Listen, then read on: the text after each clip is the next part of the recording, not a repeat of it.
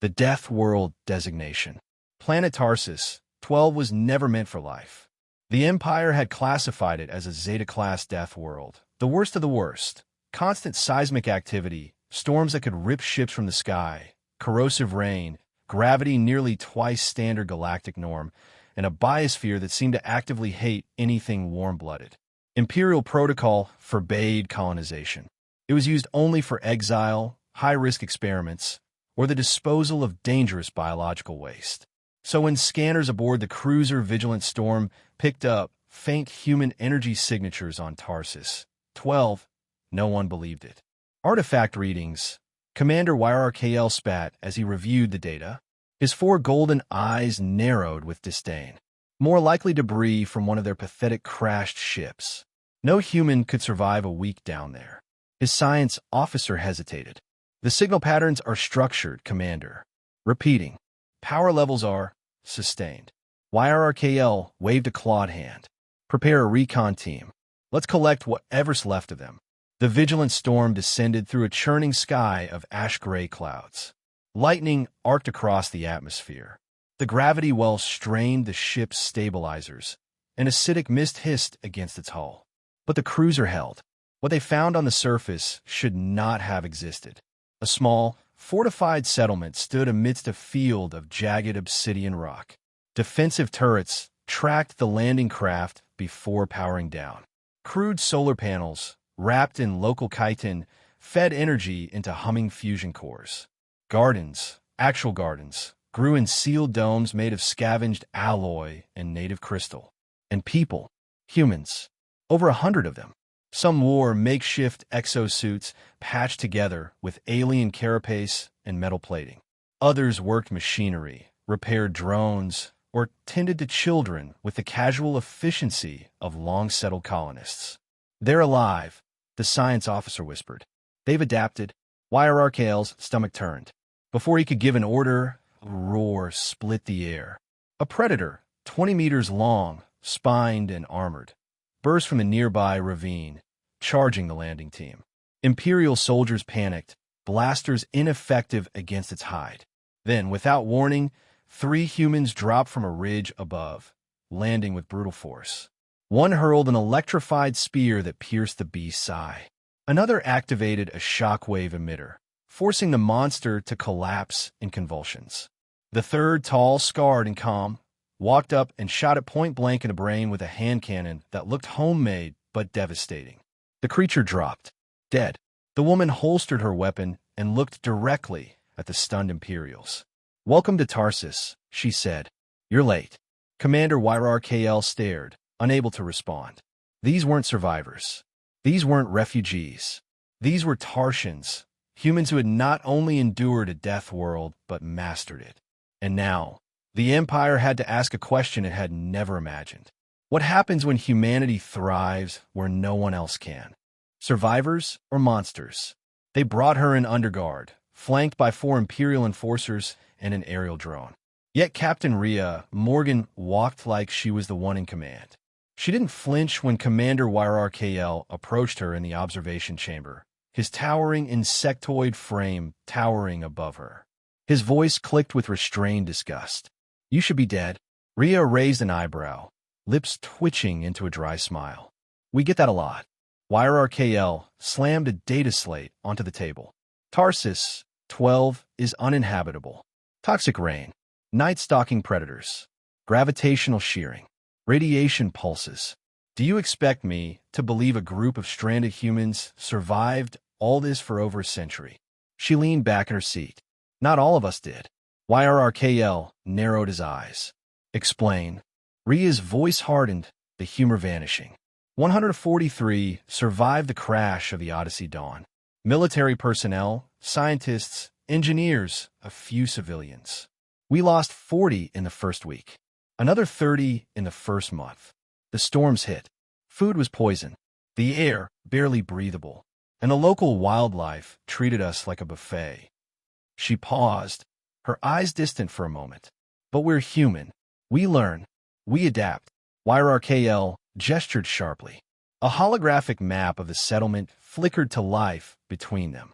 "This is more than adaptation.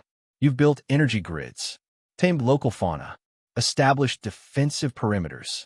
That weapon you used, what was that? A fusion core in a scavenged housing. Rhea shrugged. More or less. You'd be amazed what you can build when dying isn't an option. YRRKL studied her. This woman didn't sound like a desperate survivor. She spoke like a soldier. No, like a commander. Steady. Controlled. Dangerous. How did you do it? He demanded. She nodded once. We learned the patterns. The predators hunt by sound, so we use sonic traps. The rain burns, so we harvest it, filter it, use it against enemies. The gravity, well, we train our bodies. Exosuits help, and we found ruins. YRKL froze.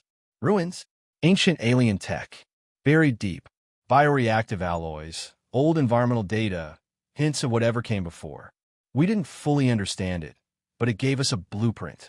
Not just to survive, but to control. YRRKL turned to his aide.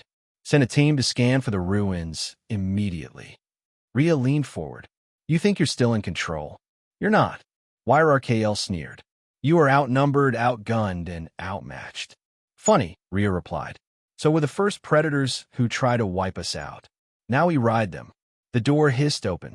Another officer rushed in, panic in his voice. Commander, forward scouts are gone. No signal. And the southern relay is down. EMP interference. It's coordinated. Rhea stood, chain still on her wrists. We know your tech, your protocols, your tactics. We've been studying you since the moment your ship entered orbit. YRKL felt the first stirrings of fear.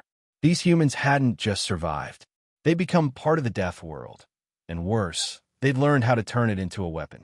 The Empire's mistake. Storms rolled overhead as the Empire deployed its response. Dozens of enforcer drones fanned out in tight formation, scanners sweeping the terrain. Behind them, platoons of elite shock troopers marched under flickering energy shields.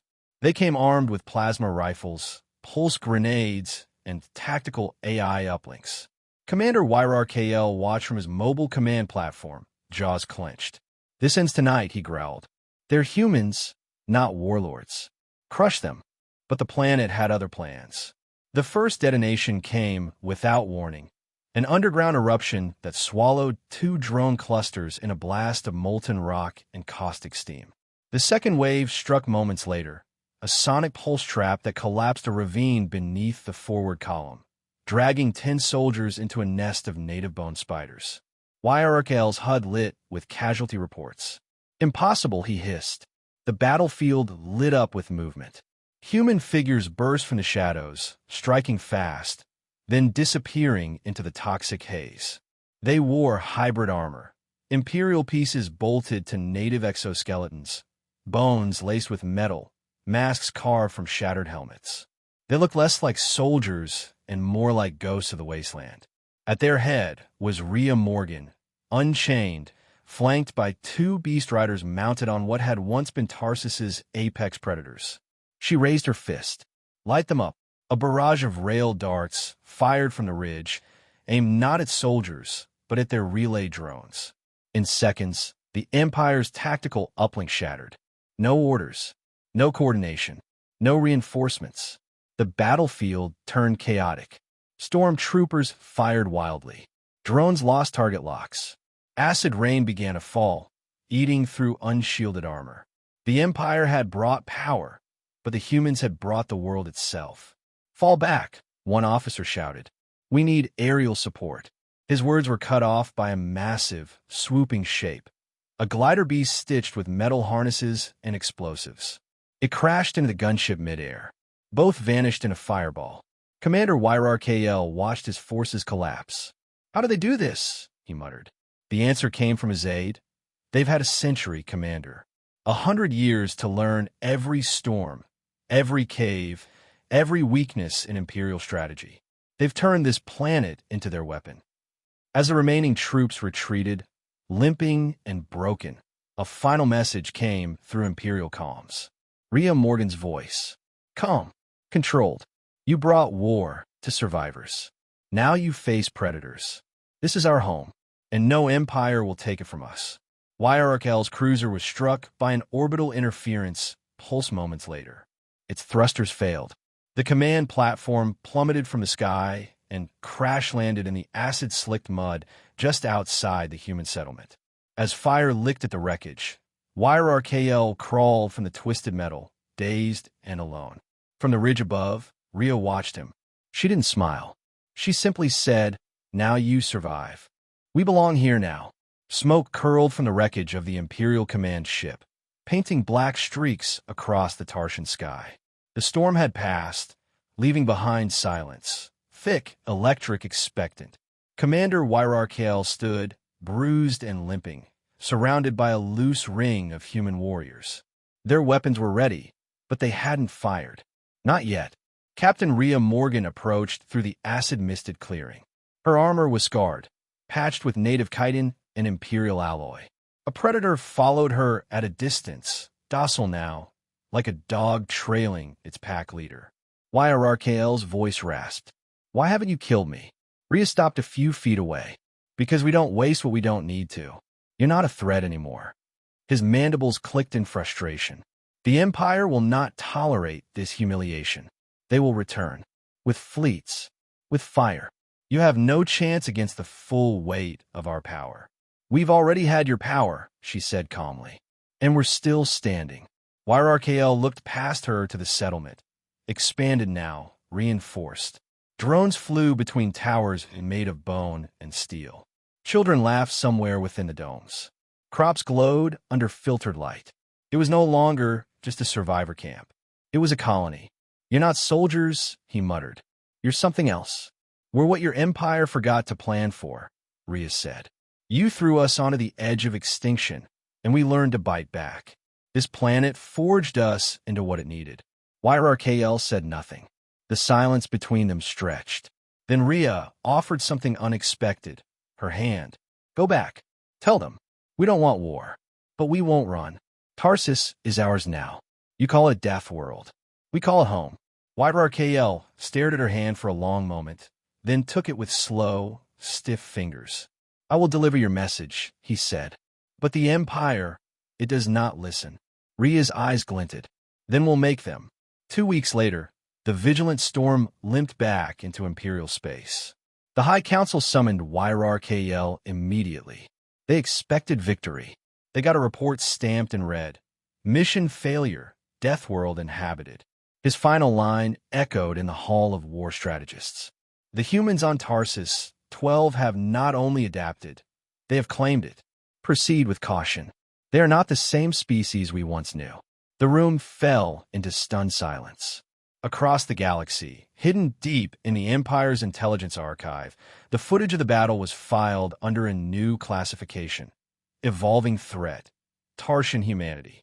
Back on Tarsus, 12, Rhea stood atop a ridge, watching the horizon. Around her, the humans worked, not just to survive, but to build. Her second-in-command approached. "You think they'll return?" "They always do," she said. "But next time, we won't be defending a camp." She looked over the land, scarred, wild, and utterly theirs. "We'll be defending a world."